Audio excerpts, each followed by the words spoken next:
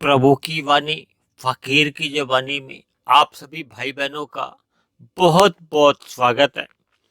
आज की चर्चा का विषय है परमात्मा का ज्ञान और विज्ञान।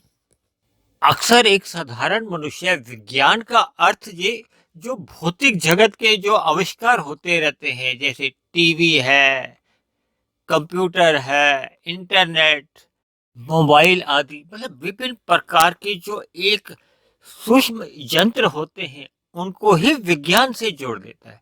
लेकिन परमात्मा के यहाँ जो एक साधारण ज्ञान को तो ज्ञान कहा जाता है, लेकिन जब परमात्मा का जो एक विशेष रूप से जो ज्ञान होता है उसी को ही विज्ञान कहा जाता है।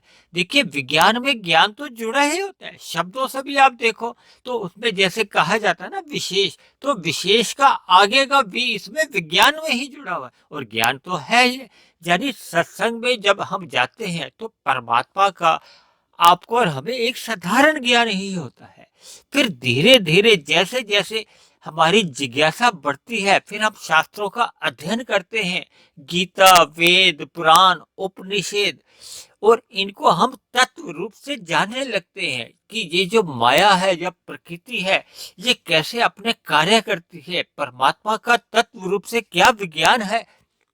इन सब बातों का हमें तभी ज्ञान होता है जब मनुष्य ब्रह्म मुहूर्त में उठकर इन शास्त्रों को पढ़ता है, या जिन लोगों ने इन शास्त्रों को पढ़ रखा है उनके प्रवचनों को सुनता है, फिर उन पर तर्क बुद्धि से विवेक पूर्वक अध्ययन करता है, अपने जो प्रश्न होते हैं उन प्रश्नों को वो जानने का प्रयत्न करता है, यानी कि विभिन्न प्रकार से परमात्मा के रहस्यों को जानने का प्रयत्न करता है, और भौतिक भोगों से तो उसका पूर्ण रूप से वैराग्य बने रहता है।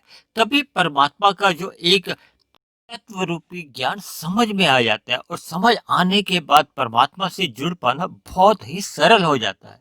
ऐसी स्थिति आप सबकी बने। इन्हीं शुभकामनाओं के साथ चर्चा को यही समाप्त करते हैं, और कल फिर मिलते हैं।